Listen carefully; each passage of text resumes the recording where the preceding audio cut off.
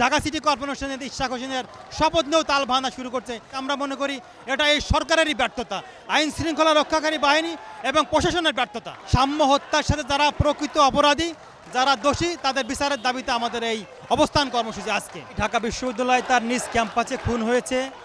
ইতিমধ্যে 9 দিন অতিবাহিত হয়েছে, কিন্তু আমরা জানি না যে আমাদের ভাইকে কারা কিভাবে খুন করেছে। এই হামলার সাথে কারা জড়িত ছিল বা এই খুনের সাথে কারা জড়িত ছিল, কারা প্রকৃত অপরাধী, আমরা কিন্তু এখনও জানতে পারিনি। আমার ভাই সাম্য হত্যার প্রতিবাদে আজকে আমাদের এখানে ছাত্র দলের শাহবাগ এবং আমাদের ইন্টার কর্ডিনেশনের সামনে আমাদের অবস্থান কর্মসূচি।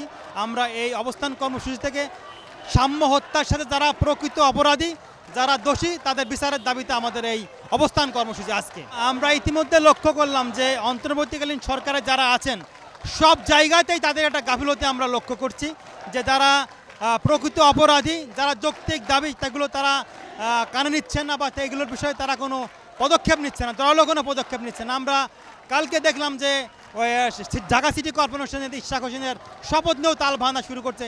যৌক্তিক দাবিগুলোর পিছনে তাদের দৃষ্টি না দিয়ে তারা বারবার বিতর্কিত বক্তব্য দিচ্ছে। আমরা মনে করি এটা এই সরকারেরই ব্যর্থতা, আইন শৃঙ্খলা রক্ষাকারী বাহিনী এবং প্রশাসনের ব্যর্থতা। আমরা ইতিমধ্যেই ঢাবি উপাচার্যের কাছে আমরা বারবার আমাদের দাবি জানিয়েছি।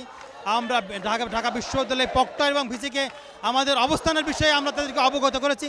ছাত্র দলের পক্ষ থেকে আমরা ওইখানে অবস্থান কর্মসূচি করেছি এবং সাধারণ শিক্ষার্থীদের পক্ষ থেকেও কিন্তু তাদের পদত্যাগের দাবি উঠেছে।